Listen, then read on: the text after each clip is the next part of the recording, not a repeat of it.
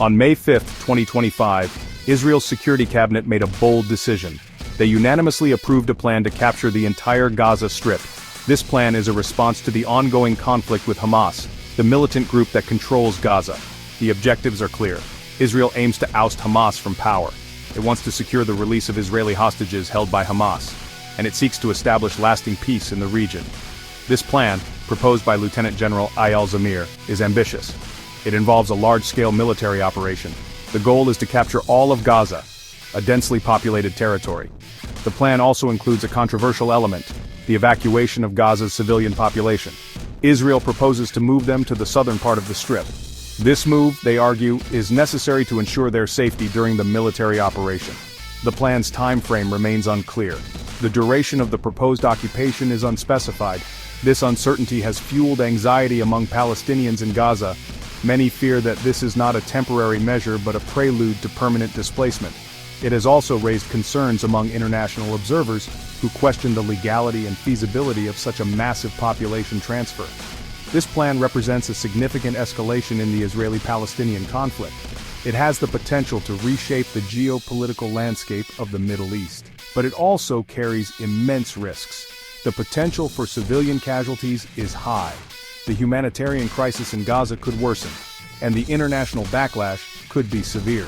The world is watching closely, waiting to see how this high-stakes gamble will unfold. Israel is actively preparing for the massive military operation outlined in the plan. Tens of thousands of reserve soldiers have been called up, signaling the scale of the planned offensive. These troops will join the regular army units already deployed along the Gaza border. They are equipped with advanced weaponry and technology, reflecting Israel's military superiority in the region. The humanitarian situation in Gaza is already dire, and the proposed plan threatens to make it much worse. Gaza has been under a strict blockade for months, the longest since the war began in October 2023. Israel halted all aid deliveries, food, fuel, medical supplies, citing security concerns. This blockade has brought Gaza to the brink of a humanitarian catastrophe. The proposed evacuation of over 2 million Palestinians to the south of Gaza further complicates the humanitarian crisis. This massive movement of people will require immense logistical coordination and resources. Critics argue that Israel lacks the capacity to ensure the safety and well-being of such a large displaced population. They fear a repeat of past humanitarian disasters in conflict zones. International aid agencies have condemned Israel's plan to centralize aid distribution. Under this plan, private security companies would use facial recognition and SMS alerts to control the flow of aid. Critics view this as an attempt to further restrict aid and exert control over the Palestinian population. They argue that such a system is prone to abuse and will likely fail to reach the most vulnerable. The international community is urging Israel to reconsider this approach and allow unhindered access for humanitarian organizations.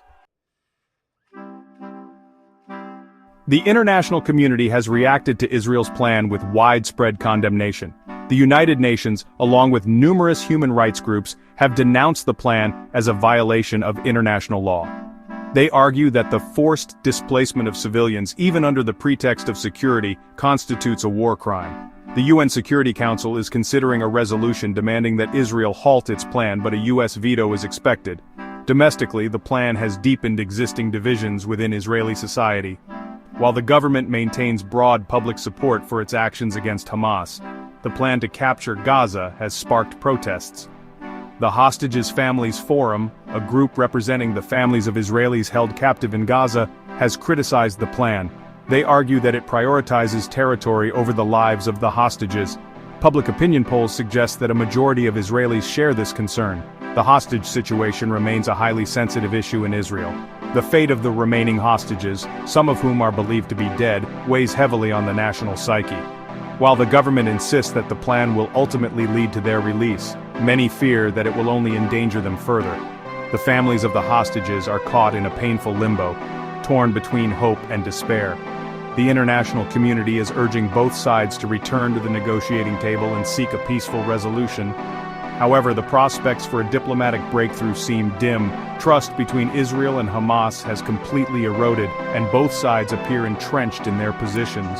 The international community's leverage over both parties is limited, further diminishing the chances of a negotiated settlement. The situation remains volatile and the risk of further escalation is high. The current crisis is the latest chapter in a long and bloody conflict between Israel and Hamas. This conflict is rooted in territorial disputes, religious differences, and competing national aspirations.